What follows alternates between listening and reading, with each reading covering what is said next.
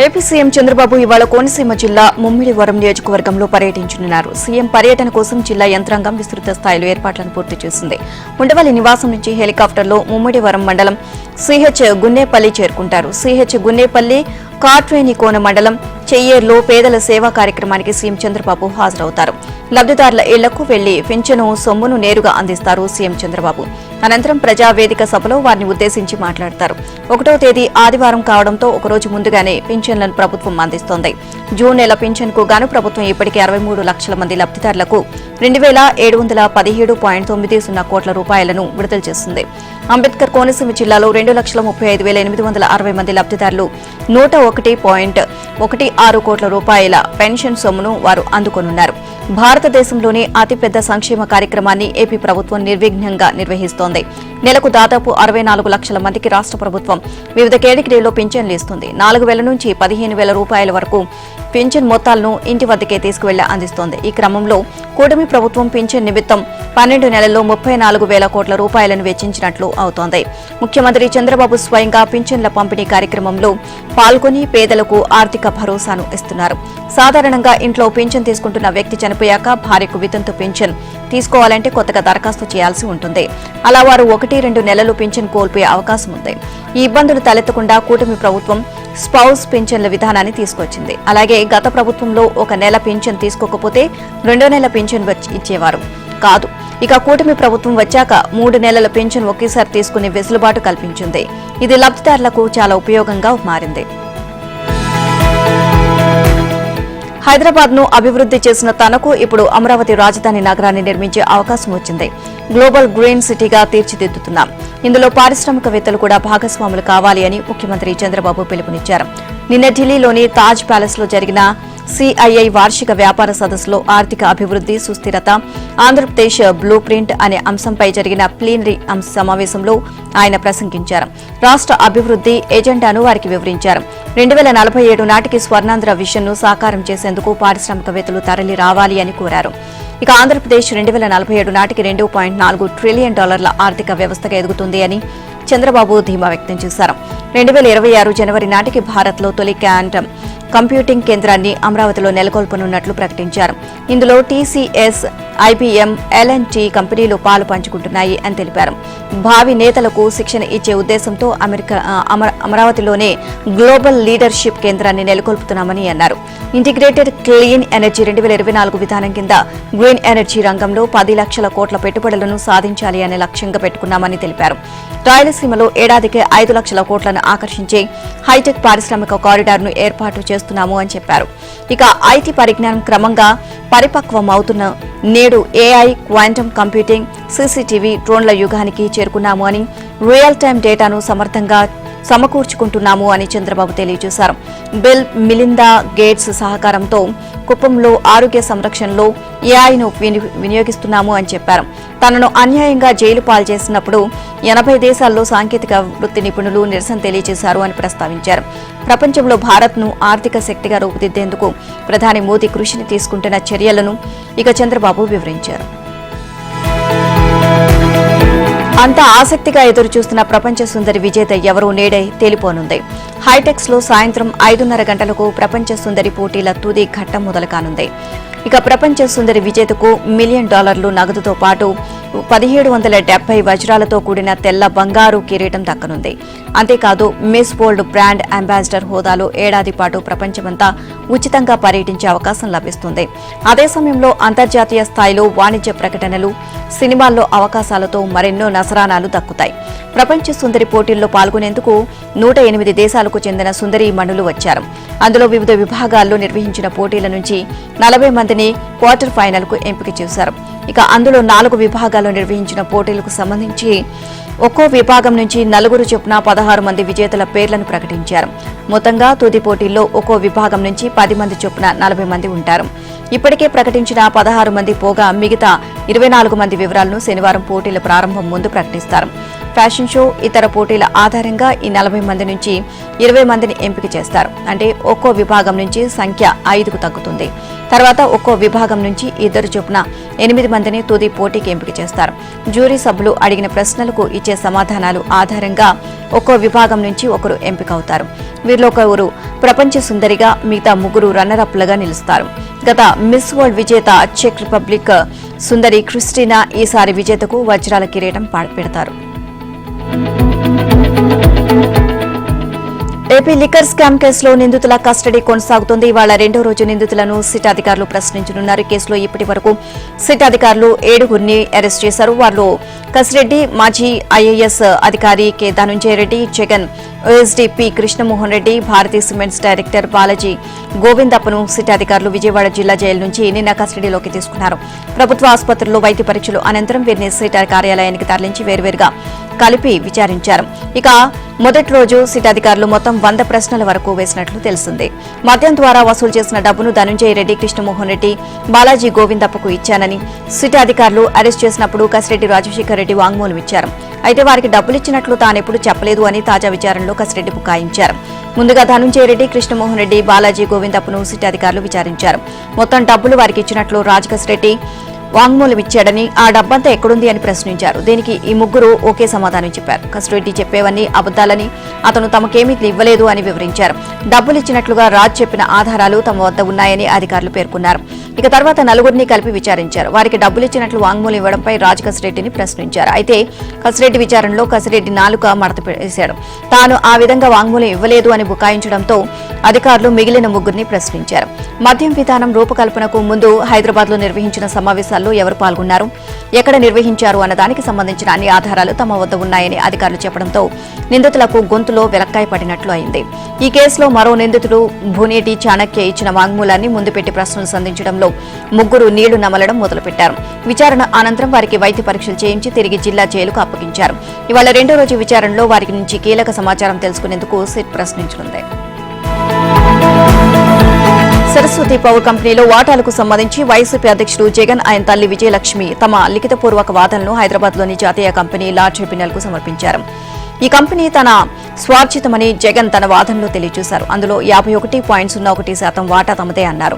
అయితే మొత్తం కంపెనీ తన ఆధీనంలో ఉందని, 99.89% వాటా తన పేరిట ఎప్పుడో బదిలీ అయ్యింది అని విజయలక్ష్మి పేర్కొన్నారు. విజయలక్ష్మిని తమ యజమాని అని, బోర్డుకు ఎప్పుడో జగన్ రాజీనామా చేశారని సరస్వతి కంపెనీ యాజమాన్యం కూడా తెలిపింది. సరస్వతి పవర్లో షేర్ల బదిలీని నిలిపివేయాలని, తమ వాటాను పునరుద్దరించాలని కోరుతూ జగన్ భారతీ క్లాసిక్ రియాలిటీ ట్రిబ్యునల్లో పిటిషన్ వేశారు. దీనిపై ఈ నెల 7న జరిగిన విచారణ సందర్భంగా అటు జగన్, ఆయన తల్లి సంస్థ తరపు న్యాయవాదులు పూర్తిస్థాయి వాదనలు వినిపించారు. లిఖితపూర్వక వాదనలు సమర్పించేందుకు విచారణకు ట్రిబ్యునల్ 30వ తేదీకి వాయిదా వేసింది. నిన్న బెంచ్లో ఒక సభ్యుడు సెలవులో ఉండడంతో తీర్పును రిజర్వ్ చేయలేదు. తదుపరి విచారణను జూలై 11కు వాయిదా వేసింది. సీఎం రేవంత్ రెడ్డి ఢిల్లీ పర్యటన వాయిదా పడింది. మంత్రివర్గ విస్తరణ, టీపీసీసీ కార్యనిర్వాహక అధ్యక్షుల నియామకం తదితర అంశాలపై చర్చించేందుకు రేవంత్ నిన్న ఢిల్లీకి వెళ్లాల్సి ఉన్న ఏఐసీసీ అధ్యక్షుడు మల్లికార్జున ఖర్గే అందుబాటులో లేకపోవడంతో వాయిదా పడింది. 2న తెలంగాణ అవతరణ ఉత్సవాల నేపథ్యంలో 4 తర్వాత ఈ సమావేశం జరుగుతుందని పార్టీ వర్గాలు తెలియజేశాయి. దీంతో జూన్ 4 తర్వాతే సీఎం రేవంత్ ఢిల్లీ వెళ్లే అవకాశం ఉంది. తెలంగాణ మంత్రివర్గ విస్తరణ, పీసీసీ కార్యవర్గ కూర్పుపై ఉత్కంఠ కొనసాగుతుంది. తెలంగాణ కేబినెట్ విస్తరణకు పీసీసీ ప్రధాన కార్యవర్గం ఏర్పాటుకు సంబంధం ఉండడంతో దీనిపై కాంగ్రెస్ అధిష్టానం ఆలోచనలో పడింది. దీంతో సీఎం రేవంత్ తో సహా ముఖ్య నేతలతో చర్చించిన తర్వాతే కేబినెట్ పునర్వ్యవస్థీకరణ పీసీసీ కార్యవర్గాన్ని ప్రకటించాలని కాంగ్రెస్ అధిష్టానం భావించింది. ఈ నేపథ్యంలో కాంగ్రెస్ పెద్దలతో చర్చించేందుకు CM Revanth Reddy, TPCC chief Mahesh Kumar Goud నిన్న ఢిల్లీ వెళ్లాల్సి ఉంది. అయితే ఖర్గే అందుబాటులో లేకపోవడంతో ఢిల్లీ పర్యటన వాయిదా పడింది.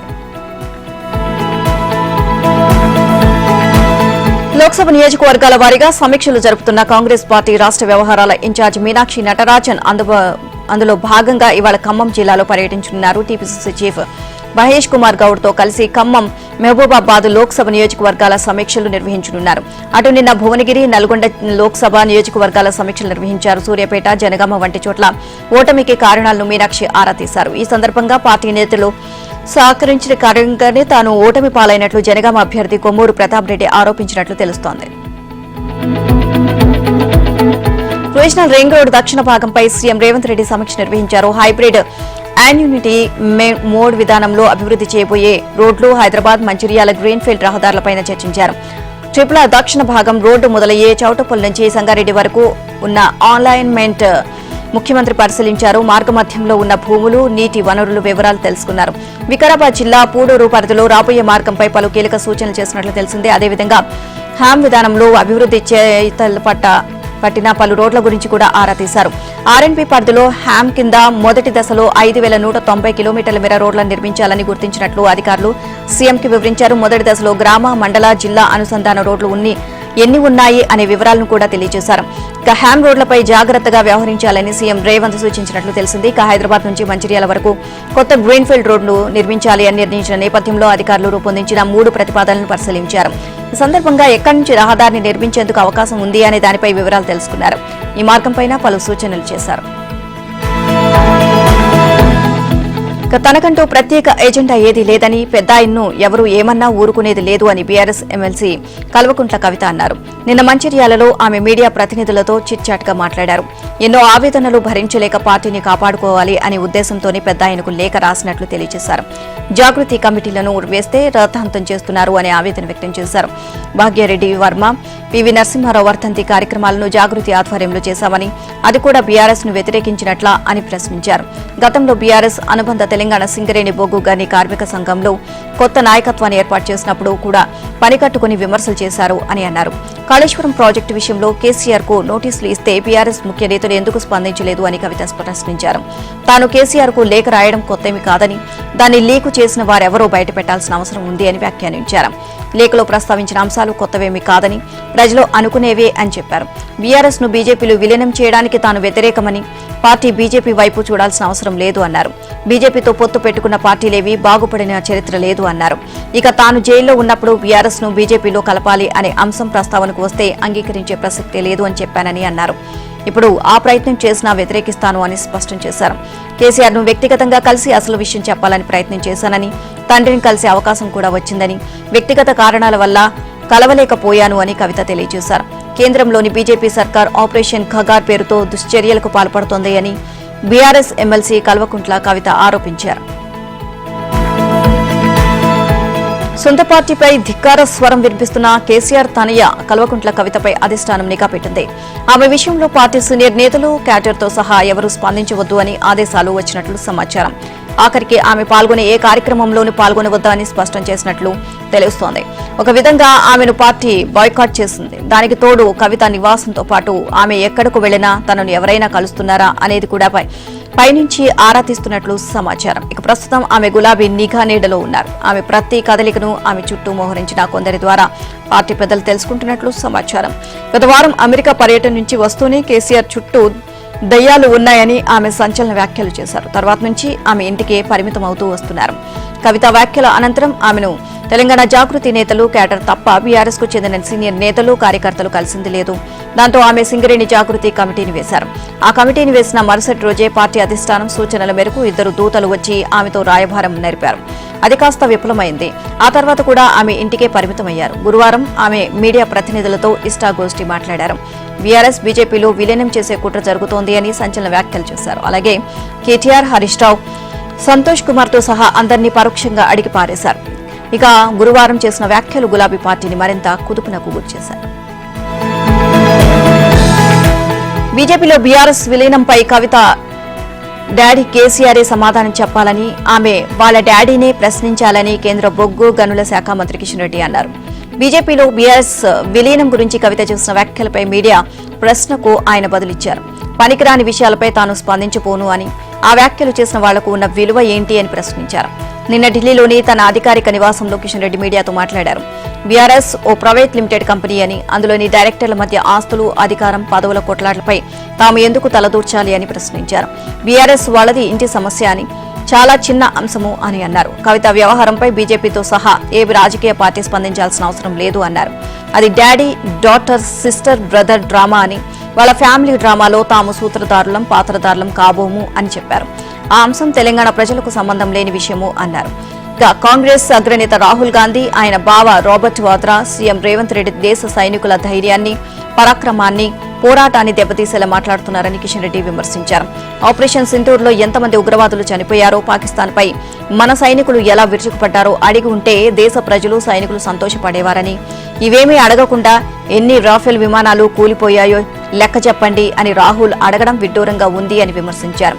తాము దాడులు జరపాలని నిర్ణయించిన తర్వాత రాత్రికి రాత్రే తమ వైమానిక స్థావరాలపై భారత్ సాయుధ దళాలు దాడులు జరిపాయని పాకిస్తాన్ ప్రధాని ఒప్పుకున్నప్పటికీ మన దేశ సైనిక సత్తాపై రాహుల్ గాంధీ, రేవంత్ రెడ్డి వితండవాదం చేస్తున్నారు అని ఆరోపించారు.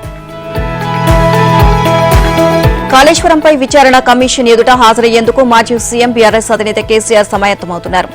ఇదే విషయమై ఇప్పటికే మాజీ మంత్రి, ఆ పార్టీ ఎమ్మెల్యే హరీష్ రావుతో పలుమార్లు చర్చించిన విషయం తెలిసిందే. ఇక తాజాగా శుక్రవారం మరోసారి సిద్దిపేట జిల్లా ఎర్రవల్లి ఫామ్ హౌస్ లో కేసీఆర్ ను హరీష్ కలిశారు. ఉదయం 11 గంటల నుంచి సాయంత్రం 4 గంటల వరకు అనేక విషయాలు చర్చించారు. ఇటీవల జరిగిన భేటీలో కాళేశ్వరం ప్రాజెక్టుకు సంబంధించిన వివరాల గురించి కేసీఆర్ అడిగారు. ఆ రోజు నుంచి హరీష్ రావు అదే పనిపై దృష్టి సారించారు. అప్పటి ఇంజనీర్లతో చర్చించి పూర్తి వివరాలతో కూడిన ఒక నివేదికను తయారు చేసి తాజాగా కేసీఆర్ చేతికిచ్చినట్లు తెలిసింది. జూన్ 5న కమిషన్ ముందుకు కేసీఆర్ వెళ్తున్న నేపథ్యంలో ముందుగా తెలంగాణ భవన్లో కాళేశ్వరం ప్రాజెక్టు గురించి పవర్ పాయింట్ ప్రెజెంటేషన్ ఇవ్వనున్నట్లు తెలిసింది. పార్టీ నేతలతో పాటు మీడియాకు కాళేశ్వరం ప్రాజెక్టు ఫలితాలపై అవగాహన కల్పించేలా హరీష్ రావు అన్ని తానే వ్యవహరించారు. ఇక కాళేశ్వరం విచారణ కమిషన్ ముందు అనూహ్య రీతిలో కేసీఆర్ హాజరు కావడానికి సిద్దమవుతున్నారు. తెలంగాణ ఏర్పాటుకు ముందు, కాళేశ్వరం ప్రాజెక్టు నిర్మించక ముందు ఉన్న కరువు గాథలు, అప్పటి ఫోటోలను కమిషన్ సభ్యులకు ఇవ్వడానికి ఏర్పాట్లు చేసుకుంటున్నారు. పలు పత్రికలు, టీవీల్లో వచ్చిన కథనాలు కాళేశ్వరం విజయగాథను వివరించడానికి ప్రణాళిక సిద్దం చేసుకున్నట్లు సమాచారం. కమిషన్ ఎదుట తడబాటుకు గురి కాకుండా పూర్తి సమాచారాన్ని ముందుంచాలి అనే కోణంలో కేసీఆర్ సిద్దం చేసుకుంటున్నట్లు తెలుస్తోంది. ₹1,00,000 పెట్టుబడి పెడితే 16 నెలల్లో రెండింతలు ఇస్తామని ఆశ చూపారు. డిపాజిట్లు చెల్లించిన వారికి బాండ్ పేపర్లు రాసిచ్చారు. కొందరికి అధికారికంగా డబ్బులిచ్చి నమ్మించారు. సుమారు 1530 మంది నుంచి 150 కోట్లకు పైగా వసూలు చేశారు. ఆ తర్వాత బోర్డు తిప్పేశారు. హైదరాబాద్ శివారులోని జీడిమెట్లలో ఈ భారీ మోసం వెలుగు చూసింది. బాధితుల ఫిర్యాదు మేరకు శుక్రవారం దీనిపై పోలీసులు కేసు నమోదు చేశారు. మహారాష్ట్రకు చెందిన వడైగర్ బాలాజీ, తండ్లే చౌదరి స్వాతి 2023లో చింతల్ సూర్యానగర్లోని రిడ్జ్ టవర్స్ లో పెంగ్విన్ సెక్యూరిటీస్ సర్వీసెస్ పేరిట సంస్థను నిర్వహిస్తున్నారు అని జీడిమెట్ల సీఐ గడ్డం మల్లేష్ తెలియజేశారు. అంతకుముందు ఎల్బీ నగర్, అత్తాపూర్లలోనూ కార్యాలయాలు పెట్టారు అని చెప్పారు. 1,00,000 డిపాజిట్ చేస్తే 16 నెలల్లో 2 లక్షలు ఇస్తామని ఆశ చూపారని అన్నారు. దీంతో తెలుగు రాష్ట్రాల్లోని వివిధ జిల్లాల వారు అధిక వడ్డీ ఆశతో డబ్బులు డిపాజిట్ చేశారు. 50 లక్షల నుంచి ₹1 కోటి వరకు కట్టారు. వారిలో కొందరికి సంస్థ నిర్వాహకులు అధిక వడ్డీ చెల్లించారు. ఇది చూసి కొందరు తమ బంధువులను, స్నేహితులను ఈ సంస్థలో చేర్పించి డబ్బులు కట్టించారు. 16 నెలల గడువు పూర్తయిన వారు 2 నెలలుగా డబ్బుల కోసం కార్యాలయానికి వస్తున్నారు. నిర్వాహకులు ఏదో ఓ కారణం చెబుతూ వారిని కార్యాలయం చుట్టూ తిప్పుతున్నారు. ఇక 30న డబ్బులు ఇస్తామని కొందరికి చెప్పడంతో సుమారు 100 మంది వరకు వచ్చారు. కానీ కార్యాలయం మూసివేయడంతో మోసపోయామో అని గుర్తించి పోలీసులను ఆశ్రయించారు. రంగంలోకి దిగిన పోలీసులు నిర్వాహకురాలు స్వాతిని అదుపులోకి తీసుకున్నారు. బాలాజీ పరారీలో ఉన్నారు అని చెప్పారు.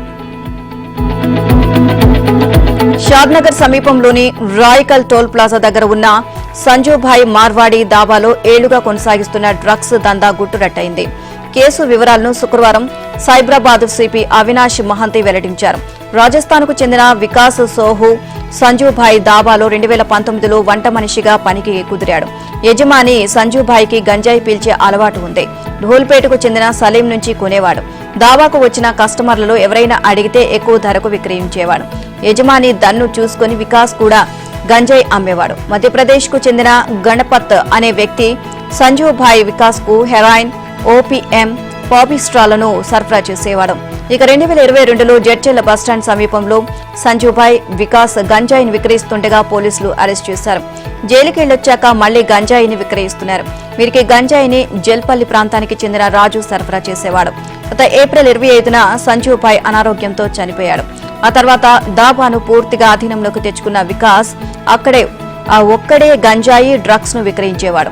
వారం క్రితం వికాస్ 1.5 కిలోల హెరాయిన్ ను, 750 గ్రాముల ఓపీఎం ను, 3.5 కిలోల పాపిస్ట్రాను గణపత్ నుంచి కొనుగోలు చేయగా రాజు నుంచి 1.5 కిలోల గంజాయిని కొని విక్రయిస్తున్నాడు. పక్కా సమాచారంతో ఎస్ఓటీ శంషాబాద్ బృందం, షాద్నగర్ పోలీసులు దాబాపై దాడి చేశారు. 1.5 కేజీల హెరాయిన్ తో పాటు కిలో ఎండు గంజాయిని, 632 గ్రాముల ఓపీఎం, పాపిస్ట్రా 2.80 కేజీల మాదక ద్రవ్యాలను స్వాధీనం చేసుకున్నారు. వికాస్ ను షాద్నగర్ లో, గణపత్, సలీం, రాజులను హైదరాబాద్ లో అరెస్ట్ చేశారు. తెలంగాణలో ఉగ్రవాదులు పేలుళ్లకు కుట్ర చేస్తున్నారు అనే సమాచారంతో జాతీయ దర్యాప్తు సంస్థ వరంగల్లో పలుచోట్ల సోదాలు నిర్వహించింది. ఉగ్రకుట్రలో ఏపీ పోలీసులు పట్టుకున్న విజయానికి చెందిన సిరాజ్, హైదరాబాద్ కు చెందిన సమీర్ 20 మందితో సోషల్ మీడియాలో ఓ గ్రూపు ఏర్పాటు చేసినట్లుగా ఎన్ఐఏ గుర్తించింది.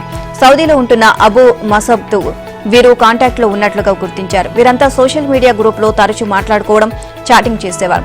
సిరాజ్ ను విచారించే క్రమంలో సోషల్ మీడియా గ్రూప్ లో వరంగల్ కు చెందిన ఫరహాన్ సభ్యుడిగా ఉన్నట్లు ఎన్ఐఏ బృందం దృష్టికి వచ్చింది. దీంతో వారం రోజులుగా హైదరాబాద్, వరంగల్లో దర్యాప్తు చేస్తున్నారు. సమీర్ ద్వారా వరంగల్ కు చెందిన ఫరహాన్ తో సిరాజ్ కు పరిచయం ఏర్పడింది.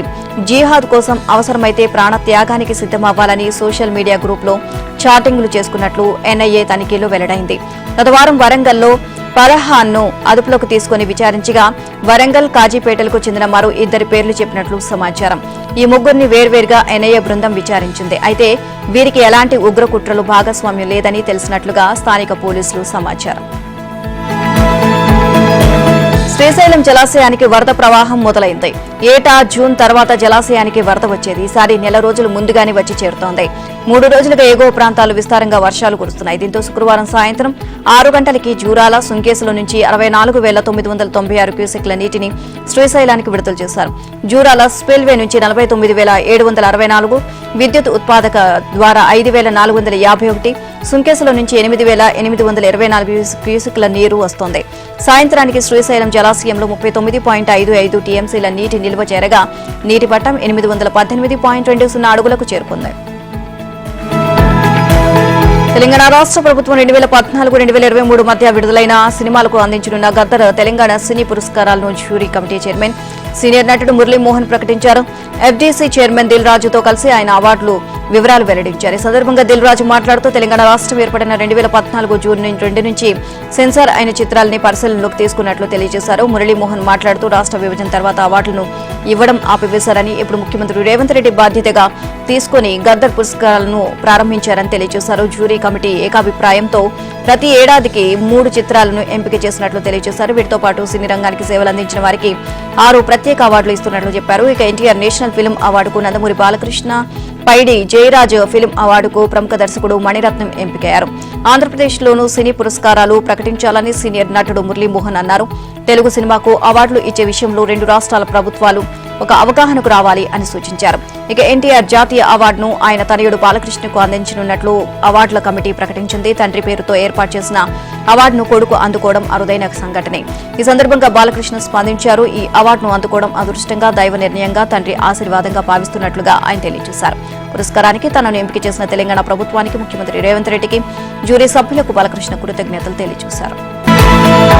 బ్రహ్మోస్ క్షిపణులు పాకిస్తాన్కు నిద్రలేని రాత్రులను మిగిల్చాయని ప్రధాని మోదీ అన్నారు. ఆపరేషన్ సింధూర్తో భారత సైనిక శక్తిని యావత్ ప్రపంచం కళ్లారా చూసింది అని చెప్పారు. జమ్మూ కాశ్మీర్లోని పెహల్గాంలో జరిగిన ఉగ్రదాడికి మన బలగాలు ధీటుగా బదులిచ్చాయని, పాక్లో ఉగ్రవాదులకు తగిన గుణపాఠం నేర్పాయి అని తెలియజేశారు. ఇక నిన్న బీహార్, యూపీలో పలు అభివృద్ది కార్యక్రమాలు ప్రారంభోత్సవం, శంకుస్థాపనలు చేయడంతో పాటు బహిరంగ సభల్లో మోదీ పాల్గొన్నారు. ఉత్తరప్రదేశ్లోని కాన్పూర్లో 47,600 కోట్ల విలువైన 15 అభివృద్ది ప్రాజెక్టులకు శంకుస్థాపన చేశారు. రక్షణ రంగంలో పెద్ద పెద్ద కంపెనీలు ఉత్తరప్రదేశ్కు వస్తున్నాయని అన్నారు. అమేఠీలో AK-203 రైఫిల్ తయారీ ప్రారంభమైంది అని చెప్పారు. ఈ సందర్భంగా మోదీ ఆపరేషన్ సింధూర్ గురించి మాట్లాడారు. మన అక్కా చెల్లెళ్ల సింధూరాన్ని తుడిచివేసిన ఉగ్ర మూకలు పీచమణిచాము అని, పాక్లోని వాళ్ల స్థావరాలను ధ్వంసం చేశాము అని అన్నారు. ఇక ఆపరేషన్ సింధూర్తో భారత స్వదేశీ ఆయుధ శక్తి ప్రపంచానికి తెలిసింది అని పేర్కొన్నారు. పాక్ భూభాగంలోని ఉగ్ర స్థావరాలను మన క్షిపణి వ్యవస్థలు ధ్వంసం చేశాయి అన్నారు. బ్రహ్మోస్ క్షిపణులు శత్రువులకు నిద్రలేని రాత్రులను మిగిల్చాయని మోదీ చెప్పారు. ఉత్తరాఖండ్లో సంచలనం సృష్టించిన అంకితా భండారీ కేసులో కోర్టు సంచలన తీర్పు ఇచ్చింది. ఇక ముగ్గురిని దోషులుగా ప్రకటించి జీవిత ఖైదు విధించింది. 2022లో రిషికేశ్లోని వంతారా రిసార్ట్లో రిసెప్షనిస్ట్ గా పనిచేస్తున్న అంకితా భండారీ మిస్ అయింది. అయితే 4 రోజులకు తర్వాత అంకిత మృతదేహం స్థానికంగా ఉన్న కాలువలో కనిపించింది. ఇక తన కోరిక తీర్చలేదు అని రిసార్ట్ ఓనర్ పుల్కిత్ ఆర్య దారుణంగా హత్య చేసినట్లు గుర్తించారు. అప్పట్లో అంకితకు న్యాయం చేయాలని సోషల్ మీడియాతో పాటు దేశవ్యాప్తంగా పెద్ద ఎత్తున ఆందోళనలు నిర్వహించారు. కేసులో నిందితుడిగా ఉన్న పుల్కిత్ ఆర్మ తండ్రి వినోద్ ఆర్య బీజేపీ నేతగా ఉన్నారు. అయితే కేసు నుంచి పుల్కిత్ ని తప్పించే ప్రయత్నాలు జరిగాయని అప్పట్లో ఆరోపణలు వచ్చాయి. రాజకీయ విమర్శల నేపథ్యంలో వినోద్ను బీజేపీ బహిష్కరించడంతో పాటు కేసు విచారణకు ప్రత్యేక దర్యాప్తు బృందం ఏర్పాటు చేశారు. పోలీసుల ప్రాథమిక విచారణలో ఆమె హత్యకు గురైనట్లు తేలింది. ఈ కేసులో రిసార్ట్ ఆపరేటర్ పుల్కిత్ ఆర్య, మరో 2 ఉద్యోగులు సౌరభ్ భాస్కర్, అంకిత్ గుప్తాలను పోలీసులు అరెస్ట్ చేశారు. అయితే ఆమెపై అత్యాచారం జరగలేదని ఫోరెన్సిక్ నివేదిక ధృవీకరించింది. నిందితులపై పలు సెక్షన్ల కింద కేసు నమోదు చేసిన సిట్ అధికారులు 500 పేజీలతో ఛార్జ్షీట్ను రూపొందించారు. 2023 మార్చి చివర్లో కోట్ ద్వార్ కోర్టులో ఈ కేసు విచారణ ప్రారంభమైంది. మొత్తం 97 మంది సాక్షుల్లో 47 మందిని కోర్టు విచారణ చేసింది. 2 ఏళ్ల పాటు సాగిన విచారణ తర్వాత పుల్కిత్ ఆర్య, సౌరభ్ భాస్కర్, అంకిత్ గుప్తాను న్యాయస్థానం దోషులుగా ప్రకటించింది. దోషులకు జీవిత ఖైదు ఖరారు కాగా అంకిత కుటుంబం మరణశిక్ష విధించాలని డిమాండ్ చేస్తోంది. ఐపీఎల్లో ముంబై ఇండియన్స్ క్వాలిఫైర్ 2కు దూసుకువెళ్లింది. ఇక గుజరాత్ టైటాన్స్ తో జరిగిన ఎలిమినేటర్ మ్యాచ్ లో ముంబై 20 పరుగుల తేడాతో విజయం సాధించింది. రేపు జరగనున్న క్వాలిఫైర్ 2లో పంజాబ్, ముంబై తలపడనున్నాయి. తొలుత బ్యాటింగ్ చేసిన హార్దిక్ సేన 20 ఓవర్లో 5 వికెట్ల నష్టానికి 228 పరుగులు చేసింది. ఈ భారీ లక్ష్య ఛేదనలో గుజరాత్ పోరాడి ఓడింది. 20 ఓవర్లో 6 వికెట్లు కోల్పోయి 208 పరుగులు చేసింది. చివరిలో ముంబై బౌలర్లు పరుగులు కట్టడి చేయడంతో స్కోరు వేగం తగ్గి గుజరాత్ ఓటమి చవిచూసింది.